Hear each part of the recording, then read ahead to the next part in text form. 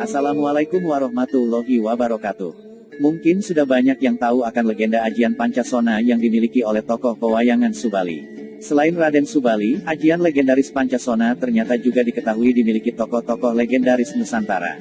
Pancasona sendiri memiliki daya magis, di mana pemilik ajian ini tidak akan mati selama tubuhnya masih menyentuh bumi, serta terpapar angin dan setiap terluka akan segera pulih kembali seperti sedia kala. Tapi alangkah baiknya sebelum kita simak videonya sampai selesai. Silahkan tekan tombol subscribe dan lonceng supaya selalu mendapatkan notifikasi video berikutnya dari kami. Konon, untuk memiliki ajian ini membutuhkan usaha yang ekstra keras, karena untuk menggunakan ajian ini memerlukan konsentrasi, kesabaran dan tingkat laku yang cukup tinggi. Menurut Kamus Besar Bahasa Indonesia, Pancasona berasal dari kata benda. Ajian Pancasona merupakan mantra yang menyebabkan seseorang yang telah mati bisa hidup kembali.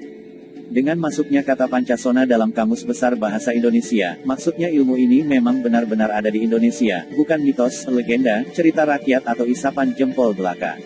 Dari sisi kekuatannya, ilmu Pancasona mirip dengan ajian rawa rontek, di mana pemilik ilmu tersebut tidak akan mati selama jasad tubuhnya yang meninggal terkena tanah. Kedua, ilmu ini sangat eksis pada zaman kerajaan Malwapati yang dipimpin Prabu Anglingdarma. Bersamaan dengan resahnya kalangan pendekar untuk menandingi ajian sakti Mandraguna Rengkah Gunung. Pada zaman dahulu kala, ada seorang resi setengah manusia, dan setengah kera bernama Resi Subali yang konon memiliki ajian Pancasona. Ilmu itu kemudian diberikan kepada Raja Rahwana atau Prabu Dasamuka.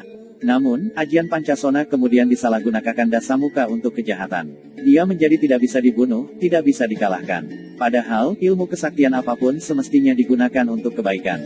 Sebagai hukuman, Rahwana kemudian mendapatkan hukuman pahit dari dewa. Tubuhnya dipasung dan dijepit dua gunung besar hingga ribuan tahun lamanya. Sejak peristiwa itu, tidak ada lagi orang yang memiliki ajian Pancasona. Hingga suatu ketika pada zaman Prabu Anglingdarma pada sekitar tahun 1100 Masehi, hiduplah kisah tentang Durgandini dan Sudawirat yang secara sewenang-wenang menggunakan ilmu rengkah gunung untuk kejahatan. Salah satu korbannya adalah Mahasura dan anaknya, Galuh. Sudawati, istri Mahasura tidak terima suami dan anaknya dibunuh dengan ajian rengkah gunung hingga tewas secara mengenaskan. Sudawati kemudian bertapa, tidak makan tidak minum hingga ditemui dengan Batara Wisnu yang dipanggil dengan nama Romo Pangeran. Sudawati meminta petunjuk untuk mengalahkan ajian rengkah gunung. Namun, Romo Pangeran mengatakan bila rengkah gunung hanya bisa dikalahkan rengkah gunung dan ilmu itu tidak diberikan lagi kepada siapapun. Tapi, ada satu ajian yang bisa menandinginya, yaitu Pancasona. Sudawati kemudian melanjutkan bertapa, dijemput dua malaikat dan diantarkan kepada Resi Subali di alam gaib. Sukma Sudawati diajak terbang. Setelah berjanji tidak akan menggunakan untuk kejahatan dan menjadi seorang pertapa setelah mengalahkan Durgandini, Sudawati akhirnya mendapatkan ajian Pancasona. Terbukti, ketika Sudawati bertarung dengan Durgandini dan muridnya, dia bisa hidup kembali setelah terkena 2 kali ajian rengkah gunung. Selain bisa hidup lagi, ilmu ini ternyata bisa memperkuat silat atau daya tarung seseorang. Sejumlah kalangan spiritual menyebut ajian Pancasona berasal dari Prabu Anglingdarma. Namun, sejarah dan asal mula ilmu tersebut masih simpang siur sehingga fakta kebenarannya masih dipertanyakan. Seiring perkembangan zaman modern sekarang ini, banyak orang kemudian mencoba untuk belajar ilmu Pancasona melalui pengambilan mustika benda gaib, hingga menjalani ritual puasa maupun tanpa puasa. Anehnya, banyak orang zaman sekarang yang mencari amalan atau mantra ilmu Pancasona menurut Islam untuk belajar.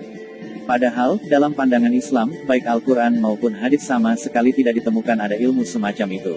Malah ada lagi yang mengaitkan ajian Pancasona dengan Kanjeng Sunan Kalijaga. Tidak tahu apakah dulu Sunan Kalijaga punya ilmu ini atau tidak, tetapi data literasi menunjukkan tidak ada kaitannya ajian Pancasona dan Sunan Kalijaga.